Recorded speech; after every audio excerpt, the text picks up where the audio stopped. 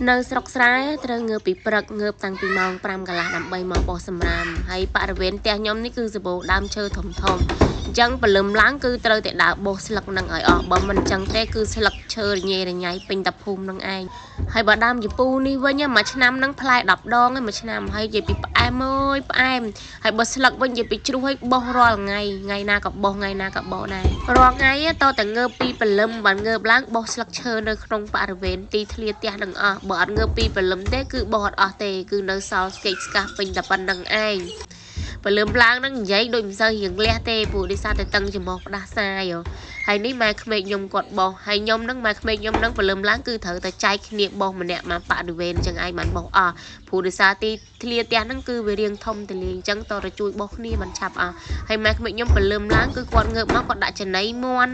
គាត់បោះក្រោមផ្ទះផងបោះអាចមមាន់ផងហើយបើខ្ញុំងើបឡើងមិនដែរតាន់គាត់ទេមិនដឹងគាត់ងើបតាំងពីស្មាណាទេមកដល់ចំណីមាន់ក៏រួចអាក្រោមផ្ទះក៏បោះរួចហើយអាក្រោមដើមឈើហ្នឹងក៏បោះសឹងថារួចរាល់ដែរខ្ញុំមកដល់ងើបមកបោះតែដើមជពូរួចហើយយកសម្រាប់យកអីយកទៅចាក់ចោលហើយខែប្រាំងអញ្ចឹងតែសភាពអត់ស្អាតដូចខែផ្សារទេព្រោះដោយសារតែខែប្រាំងគឺស្មៅវាងាប់អស់លីងហ្មងតែបើខែផ្សារវិញគឺស្មៅដុះឡើងខៀវល្ងិតពេញផ្ទះឡើងស្រស់បំប្រង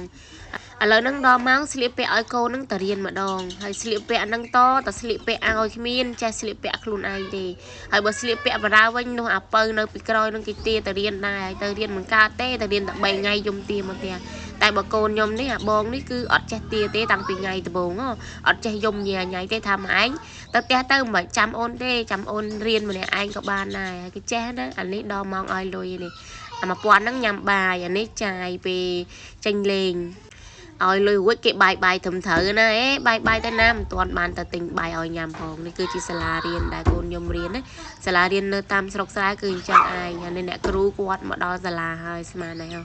ម៉ោង6 កន្លះហ្នឹងគឺអ្នកគ្រូមកដល់អស់ហើយដើម្បីឲ្យសិស្សសាលាបោះទីធ្លាផ្ទះឲ្យស្អាតហើយសិស្សសាលានេះមកជុំនេះកំពុងអង្គុយញ៉ាំបាយ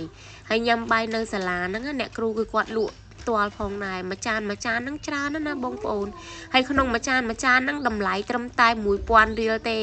មានទាំងសាច់មានទាំងពងទាហើយមើលទៅតំណងឲ្យឆ្ងាញ់ណាហើយសិស្សសាលាហ្នឹងតម្រង់ជួរនាំគ្នាចាំព្រាតតែម្ដងនេះ 1000 រៀលច្រើនណាស់បងប្អូនអើយបើខ្ញុំទិញនៅភ្នំពេញវិញមួយចាននេះក៏ 7-8000 ដែរហើយក្មេងៗនេះញ៉ាំហើយនាំគ្នាស្រូបកូនខ្ញុំនេះញាត់យកគេថាឆ្មាអើយបាយនៅសាលាហ្នឹងឆ្ងាញ់ណាហើយក្មេងៗទាំងអស់ព្រលឹមឡើងគឺគាត់កាន់ម្នាក់ 1000 មកគឺញ៉ាំបាយនៅសាលាហ្នឹងឯងព្រោះដោយសារតែមួយចាន 1000បើសិនជានៅពេញវិញមួយចានប៉ុណ្ណេះមិនមែន 1000 ទេលោកអើយតាមពិតទៅនៅសុកសែស្រួលរស់នៅដែរតា